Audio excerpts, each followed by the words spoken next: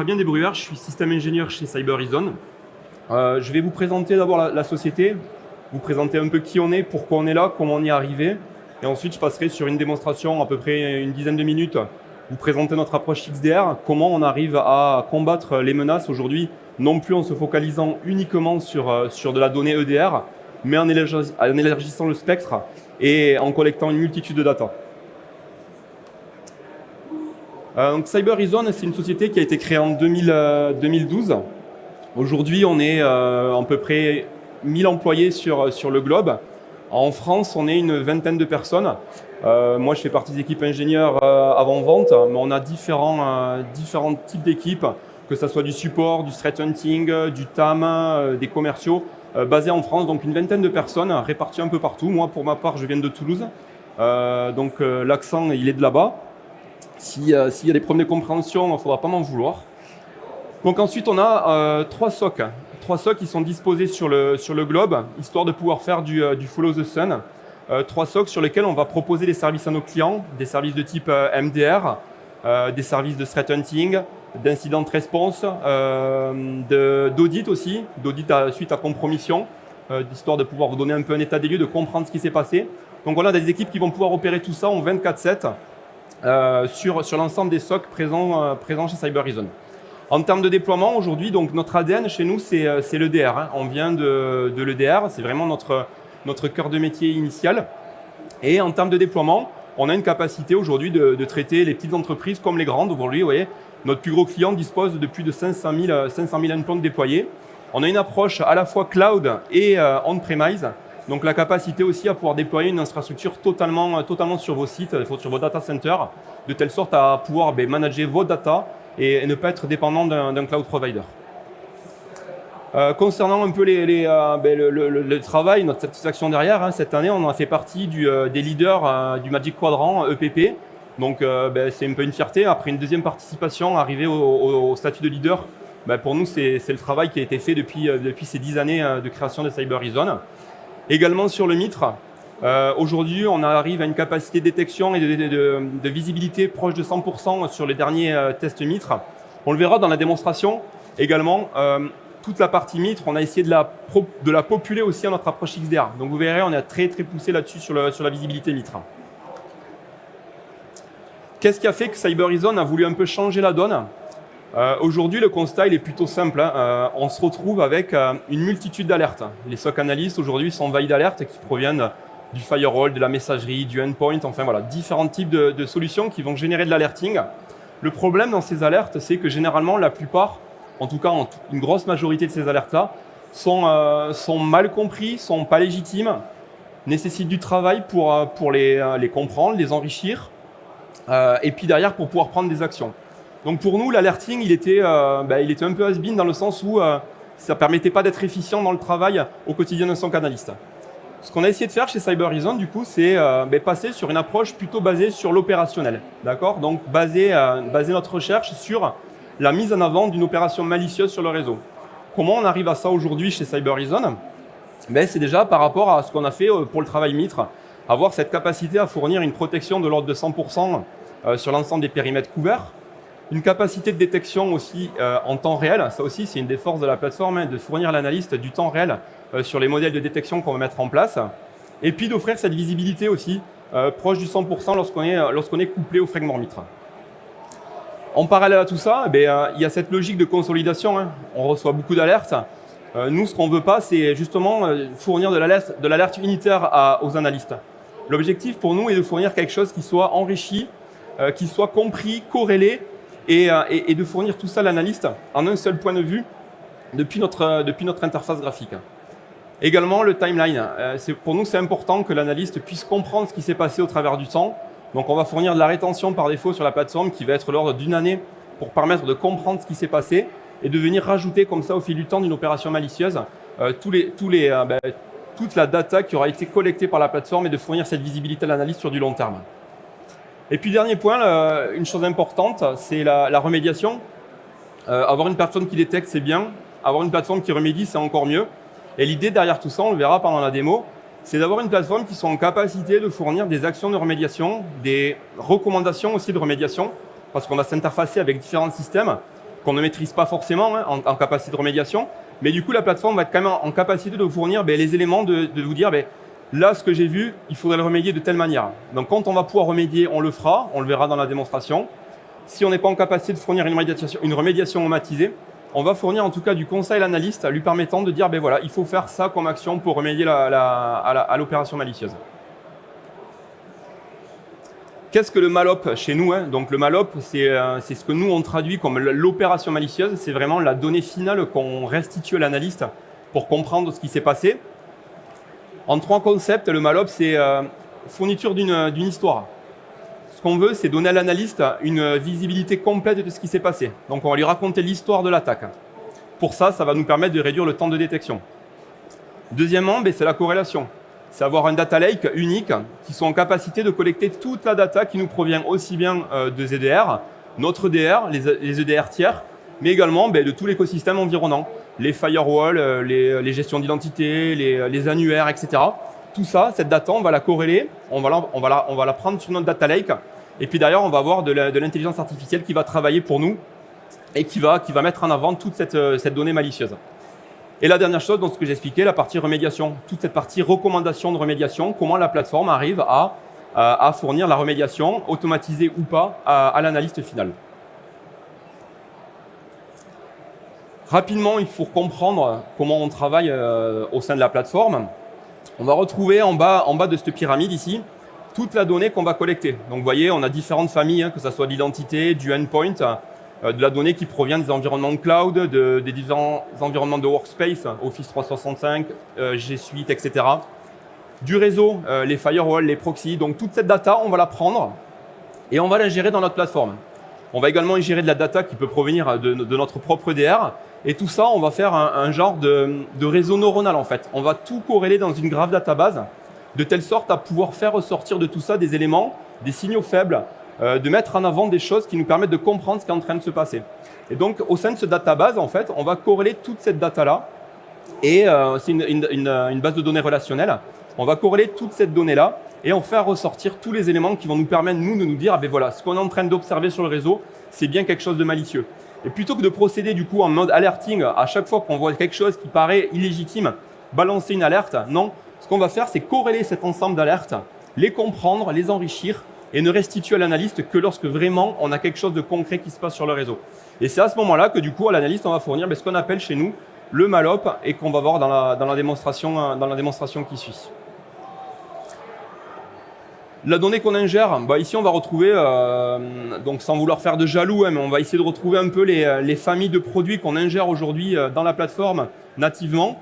Donc on essaie de retrouver, on va retrouver en tout cas les grosses, tous les partenaires technologiques qu'on retrouve chez nos clients. Donc là vous avez un peu une big picture de ce qu'on arrive à ingérer sur la plateforme, à comprendre, à traiter et derrière à prendre des actions de remédiation. Donc que ça soit sur le endpoint, on va retrouver différents acteurs de l'EDR, que dans le workspace, les différentes familles Microsoft, Office, tout ce qui a trait aux environnements workspace.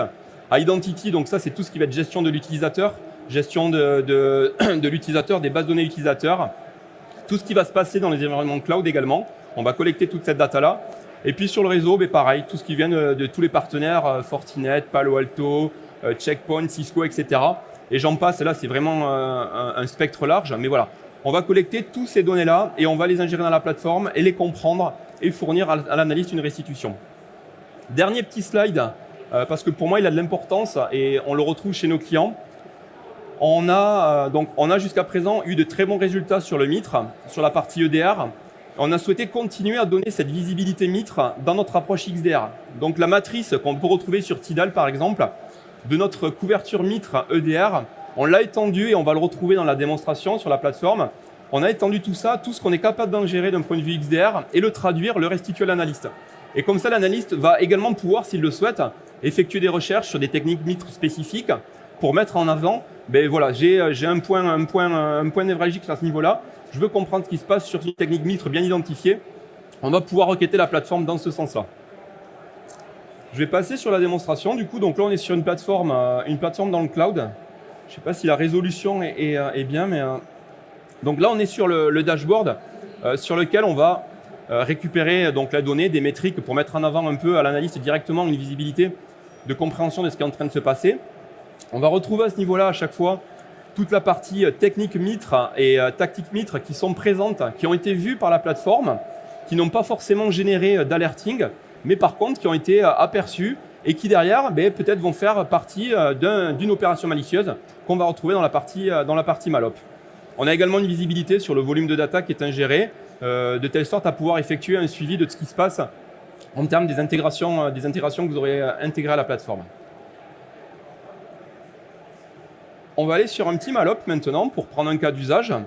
Donc on va partir sur un cas de phishing, donc quelque chose de tout à fait classique aujourd'hui qu'on retrouve beaucoup, hein, le facteur infection par le mail. C'est quelque chose qu'on va retrouver partout, donc ça va parler à tout le monde. Et donc là, ce que je vous disais tout à l'heure, l'idée de fournir une image, une story à l'analyste, au SOC analyste, c'est ce qu'on va retrouver ici. Ici, sur la partie de droite, nous, c'est notre histoire. Qu'est-ce qui s'est passé? Comment ça s'est passé? Et comment l'analyste peut récupérer cette information, de comprendre exécution après exécution, le cheminement de l'attaque dans sa globalité. Donc si je commence sur la partie phishing, on va avoir de la donnée qui nous provient, donc là à chaque fois on va avoir du détail de ce qui s'est passé. Donc là c'est de la donnée qui nous provient de l'Office 365 avec une identité, on commence à récupérer des brides d'informations pour comprendre ce qui s'est passé. Donc là un mail qui a été reçu par l'utilisateur, donc Tom, qui est un compte corporate, qui a reçu un mail de phishing. Et puis derrière, sur le réseau, on a vu d'autres choses. Au même moment, on a vu sur l'EDR, donc là c'est l'EDR Cybereason qui a remonté cette donnée-là. On a vu qu'il y a eu des tentatives d'accès au niveau utilisateur, donc sur une machine. Découlant de là, on s'est rendu compte que Tom, en fait, l'utilisateur Tom, il a fait un accès à Azure AD, mais de façon qui n'était pas courante jusqu'à présent, donc sûrement lié à l'adresse IP par laquelle il est arrivé. C'est pas les adresses IP par laquelle d'habitude il se présente. Donc du coup, tout ça corrélé avec ce qui s'est passé par mail de phishing, et on continue le cheminement de l'histoire, on commence à comprendre ce qui s'est passé. Et puis on continue. Donc le compte valide qui a été utilisé, et puis derrière, on se rend compte qu'il y a eu du transfert de data vers un cloud account Office 365. Donc là, pareil, les alertes qui nous sont remontées ont été corrélées, enrichies, et puis on voit qu'il y a eu du téléchargement, enfin de l'upload massif vers un cloud Microsoft, par un utilisateur Tom, mais par contre vers un cloud account qui lui n'est pas corporate. Donc là, on commence à rentrer déjà dans l'exfiltration de data. Mais tout ça a été corrélé en fait. Toute cette data-là a été reçue au même moment et automatiquement la plateforme, donc là derrière c'est de l'intelligence artificielle qui va tourner. On a des modèles de détection, on va travailler sur des cas d'usage en fait. Et ces cas d'usage sont restitués à l'analyste au travers de la petite histoire. Et donc si je continue, là on va trouver donc l'exfiltration de data. On a également de téléchargement, donc pareil là, de la récupération de données, donc là qui a été fait par l'utilisateur Tom. Pareil de la donnée qui nous provient, c'est de l'information qui nous provient là de Microsoft Defender qui a vu passer des choses. Comment ça se traduit derrière pour l'analyste?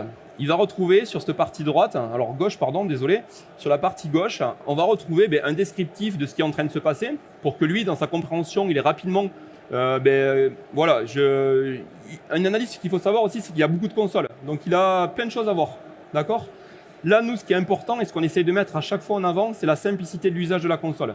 Parce que pour lui, ce qui est important, c'est de rapidement aller à la réponse. Donc, on va retrouver une description. On va retrouver donc le statut d'investigation, à quel step il se trouve. On va retrouver tous les assets qui ont été pris en compte dans cette opération malicieuse. Donc là, on se retrouve avec une machine, on a différents utilisateurs, on a des IP, on a des emails. Donc, on va retrouver toutes ces informations-là. Et puis derrière, la dernière chose, c'est les data sources qu'on a utilisées. D'où provient la data qu'on a corrélée, comment elle a été utilisée. Et donc, toute cette partie-là de data source, on va les retrouver. Donc, vous avez vu, à chaque fois que je clique sur un cycle de l'attaque, j'ai mon enrichissement qui me provient de la plateforme. Par contre, si je veux aller un peu plus loin, tous ces éléments suspicieux qui nous sont remontés par la plateforme, je vais les retrouver à ce niveau-là, donc sur mes différentes étapes. Je vais retrouver mes informations là, et là par contre je vais avoir beaucoup plus de détails de ce qui s'est réellement passé. Donc là sur la partie phishing, je vais récupérer beaucoup plus de détails qui nous proviennent du coup de notre Office 365, avec l'email, les ID nécessaires pour la compréhension, on va retrouver les aiders, etc. Donc qui va permettre d'aller tracer un peu tout ce qui a été fait. Et ainsi de suite, on va avoir ça sur l'ensemble des éléments qui ont été collectés par la plateforme et qui ont été du coup corrélés entre eux pour mettre en avant cette exfiltration de data en se basant à la base d'un email reçu sur lequel on était sûrement sur une campagne de phishing. Et donc, vous voyez, on a toute la donnée qui est disponible à l'analyste en un seul lieu toute la data qui nous vient de différentes sources lui a été restituée, enrichie, corrélée et transformée en histoire compréhensible. Dernier point que je souhaite vous montrer, c'est la capacité de réponse. Donc vous avez vu, on a notre overview, on a différents systèmes qui sont impactés. Donc là, dans cette attaque-là, on a uniquement du Microsoft Office Defender et un EDR Cybereason. Et du coup, dans la capacité de réponse, la plateforme va prendre en compte ces différents éléments qu'on a collectés sur les différentes plateformes et proposer des recommandations de remédiation. Donc la suppression de l'email, le blocage du trafic qui était illégitime. On peut par exemple, donc là pour le coup, prendre des actions de remédiation directement depuis la plateforme en allant clôturer la session de l'utilisateur parce qu'il était en train de faire des choses qui n'étaient peut-être pas légitimes, surtout qu'il arrivait d'une adresse IP qui n'était pas la sienne, en tout cas qui n'était pas l'adresse IP pour lequel on le connaissait. Donc aller clôturer sa session. Bloquer l'email, qu'est-ce qu'on peut faire d'autre? Allez, pourquoi pas resetter l'utilisateur aussi, le compte utilisateur, parce qu'on était sur une usurpation d'identité. Donc de dire à la plateforme, oh, mais du coup, ce qu'on va faire maintenant, c'est aller resetter le compte utilisateur. Et donc là, au travers de l'API, c'est rien de magique, on va travailler tout au travers de l'API. Directement depuis la console, on va pouvoir prendre des actions, choisir ce qui nous intéresse et remédier à l'opération malicieuse en cours. Donc voilà un peu comment s'articule la plateforme chez nous. C'est une extension, donc pour ceux qui nous connaissaient peut-être sur la brique EDR, notre malop de l'EDR, on l'a traduit en XDR, on a essayé de garder cette visibilité orientée mitre et en plus de tout ça, on a rajouté cette partie remédiation qui va varier du coup en fonction du système. Si on avait eu des firewalls impactés dans le système, on aurait très bien pu, sur un firewall Palo Alto par exemple, utiliser les adresses dynamiques pour aller publier une IP à bloquer dynamiquement. Donc voilà, cette capacité de pouvoir s'interfacer avec les différents systèmes qu'on arrive à comprendre et de pouvoir prendre ces opérations de remédiation. Comment ça se met en place? C'est relativement simple aussi, ça c'est intéressant à le voir. On a ce qu'on appelle le Cybereason Connect. Donc tout le monde est un peu familiarisé avec ça, c'est un App Store sur lequel on va retrouver les différentes technologies sur lesquelles on est capable de s'interfacer. Et tout simplement, on va venir aller coupler la technologie sur laquelle vous avez un besoin. Donc par exemple, si je prends un Mimecast, là, on est sur une technologie purement cloud. On va aller positionner les clés API pour pouvoir aller interroger la plateforme. Et ainsi de suite. Si on est sur du Microsoft Exchange, donc on serait sur quelque chose qui serait sur de hébergé sur votre data center, là, on mettra en place un collecteur. Donc, on a des collecteurs qui s'installent sur site. On déclare le collecteur et là, on va aller commencer à collecter la data qui nous provient du Microsoft Exchange, l'envoyer sur la plateforme, l'enrichir, la comprendre et fournir en fonction de ce qui aura été vu. Parce que toujours pareil, on ne veut pas être dans une approche où sur chaque événement remonté par une des plateformes, on vous génère un malop. Autrement, on replonge dans cette logique de l'alerting et là, on a tout perdu. Donc l'idée, c'est vraiment de dire, voyez, vous avez vu, le malop que je vous ai présenté, il y a un malop et derrière, on va retrouver un volume d'événements associés à ce malop-là. Et c'est ça un peu la force de la plateforme, c'est cette capacité à comprendre ce qui s'est passé et à la restituer à l'analyste avec des capacités de remédiation automatisées. Qu'est-ce que je voulais vous finir avec? Donc la partie donc couplage mitre qu'on va retrouver à ce niveau-là. Et à chaque fois, par exemple, donc si je veux retourner dans mon malop de phishing, vous voyez ici à ce niveau-là, les techniques mitres vont apparaître et on va retrouver tous les éléments qui font attrait à cette technique mitre spécifique. Et ainsi de suite, on va pouvoir faire de la recherche. Donc là, on a les différentes techniques qui ont été vues par la plateforme et de faire ressortir ce qui a été vu, donc par exemple du Network Discovery. Quels sont les éléments qui ont été vus. Donc on a différentes plateformes qui vont nous remonter de l'alerte, qui sont liées à cette technique-là, mais qui proviennent sûrement pas uniquement de la même plateforme à chaque fois. Là, on a du Office 365, on a du Cybereason, mais ainsi de suite, on va pouvoir retrouver comme ça, au travers des différentes techniques mitres qu'on a couvertes, l'ensemble des données qui ont été collectées. Donc voilà un peu comment s'articule la plateforme. C'est vraiment une avancée par rapport à l'EDR, où on est focus sur la visibilité endpoint. Là, l'idée du XDR, c'est de venir faire participer tout votre écosystème cyber, de le comprendre et de continuer à garder cette logique du malop, d'opération malicieuse, de simplification de la gestion de l'alerte et de fournir tout ça à l'analyste d'une boîte à outils dans laquelle il peut, au sein d'une seule interface, en fait, prendre toutes les actions de remédiation et de compréhension associées à cette opération malicieuse. J'en ai fini pour la démonstration, donc on peut passer aux questions-réponses s'il y en a. Si vous avez des questions, n'hésitez pas. Déjà, on va vous remercier, bien sûr. Bravo Merci. pour cette démonstration, cette présentation, Fabien Desbruyères. Est-ce que vous avez quelques questions, des choses à éclaircir? N'hésitez pas. Oui?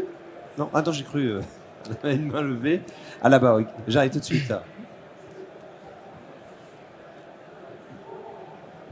Bonjour et merci. Bonjour. Je n'étais pas là au début de la réunion du talk, mais est-ce que ça s'intègre bien dans un environnement on-prem? La partie XDR, non. La partie XDR, c'est vraiment, on est sur une approche qui sera full cloud, parce qu'on est basé sur des mécanismes de corrélation, toute notre intelligence va s'appuyer sur des mécanismes cloud. Là, on va pouvoir se déployer sur du on-prem, par contre, c'est toute la brique EDR. Et là, sur l'EDR, en fait, toutes les fonctionnalités EDR qu'on a dans le cloud, en fait, on fait un snapshot, on les positionne sur votre data center. Et sur la brique EDR, par contre, vous disposez du même niveau fonctionnel que ce que vous pourriez avoir dans le cloud. La brique XDR, par contre, non, elle ne sera que sur une approche full cloud. Merci. Est-ce que vous avez une autre question peut-être à partager? En sachant qu'on vous retrouve, Fabien, sur votre stand. Ouais, on a un stand qui est là-bas, donc si vous levez les yeux, il y a une pancarte jaune, je ne sais pas le numéro, B2 Dans B1. Ah, et B1, d'accord, B1. B11. B11, Ouais, pardon, je suis pas très B11, fort, voilà. par là. C'est par là-bas. Ouais, c'est en diagonale, voilà. C'est par d'accord. là-bas, il y a Allez, une machine à bière aussi, si jamais. Nous, dans le sud, on aime bien la convivialité. Donc n'hésitez pas, si vous souhaitez, il y a une question. Ah oui, ok. Il y a mes homologues commerciaux pour les questions qui seront plus d'ordre financier, si jamais vous voulez avoir cette partie-là, ça sera avec eux. Oui, bonjour. Merci Bonjour. pour la présentation. Je voulais savoir sur la partie EDR, est-ce qu'on a quand même les actions de remédiation qui peuvent être faites suite à la détection d'un malop?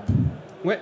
Sur l'EDR, c'est pareil. Sur l'EDR, on va avoir deux façons. Soit la plateforme va remédier automatiquement en fonction de la criticité de la menace. Et donc la plateforme va remédier automatiquement. Soit vous avez aussi capacité, vous, à créer vos propres scénarios de remédiation en disant, voilà, si j'observe ce comportement-là sur mon réseau, je prends une action de remédiation. L'action de remédiation, ça peut être de l'isolation de poste, ça peut être une mise en quarantaine d'un process, ça peut être une suppression, le kill d'un process. Enfin, voilà, on va pouvoir faire différents types d'actions en fonction du scénario que vous auriez identifié. Mais autrement, de manière automatisée, la plateforme va pouvoir remédier à ce qu'elle a vu.